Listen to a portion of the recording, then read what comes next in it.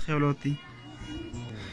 زه خپل طرفه د خپلې علاقې ټولو مشرانو ته او بااثره خلکو ته او ټولو هغو خلکو ته چې هغو د سوچ جوړ دی چې د غره والا خلک تعلیم سره شوق نه لري یا د غره والا خلک تعلیم سره مینه نه لري یا د غره والا خلک خپل بچیو ته تعلیم نه ورکوي.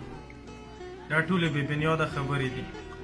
دا وچې ادارې سکول دی، دلته 500 نه زیات ماشومان بغیر د کمرې، بغیر د برانډې، بغیر د کرسي و د میزه، بغیر د ترپله دا ماشومان دلته رسي سبا کوي.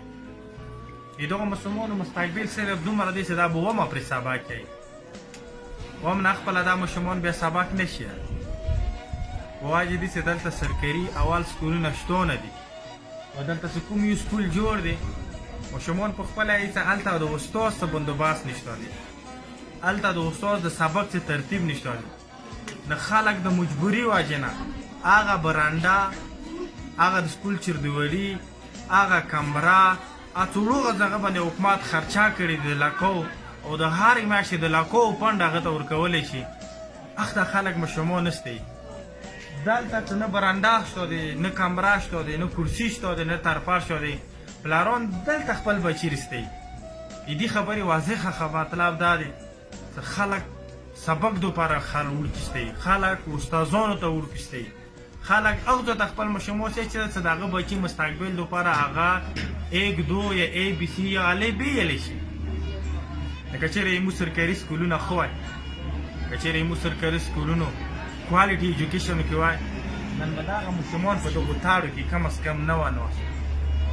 زه یم چې د موږ علاقې کوم سینیټر تېر شوی سینیټر یا د اوس یا د موږ کوم علاقې څومره افسران دي یا هغه خلک چې د موږ علاقې نمایندګي کوي په حکومت کې، هېڅ کله به خپل بچی دلته 5 ورځو دپاره سبق ته راوانستی. واجب دي چې دلته خو نه هغه دپاره ترپال شته دی، دا تاړ دي. دا تاسو کسو یقین ولره بورډ دپاره سټینډ نه لري، لرګی یې ورکړي. د زه دا ډېره تضاد خبره دی او دا وړکي به بیا څه وم وایي ډېر زیات به دلته پاتې شي. څو خاص کسان به وړل شي به ساده یا پړوسي نور کې سبق وایي. مستقبل د مو ډېر په تیارو کې دی چې کله مو د علاقې خپل ماشومان کړو. د څومګني دا غرونه که وخت چې سونې نه ډاکې دي، د وچې دارې سره دلته غرونه دي، سونا میلویږي، غما میلویږي، قیمتي کوړه میلوي، هر رقم شی میلویږي. خو دلته تعلیم نه میلویږي. دلته کوړه که هر څومره هم قیمتي شي تر څو پورې ما ماشومان نه وي قیمتي شوي، د علاقه قیمتي نه کېږي.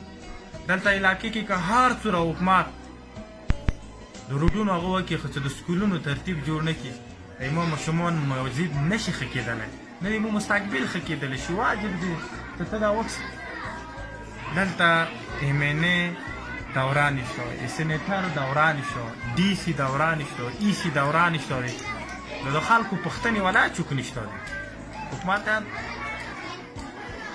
حکومت نه هم دا درخواست کړو DC صاحب نه، EC صاحب نه چې دغو علاقې لږې دورې وکړي.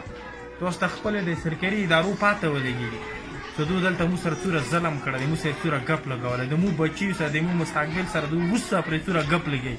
هېڅوک سنجیدګي نه ښلي موږ خلکو. نو ټول ته ریکویسټ کوو دا لکه یو د وچې ادارې کې دا یو پرایویټ سکول دی چې د هغه دا حالات دی. نه زه دا یم چې د مو نور سکولونو به څه حالات. د حکومت نه خپلو مشرانو دا وکړو چې د علاقې په بچیو باندې رحم وکړي. ډېره مننه. سبق وایي که په هر ډول باندې سبق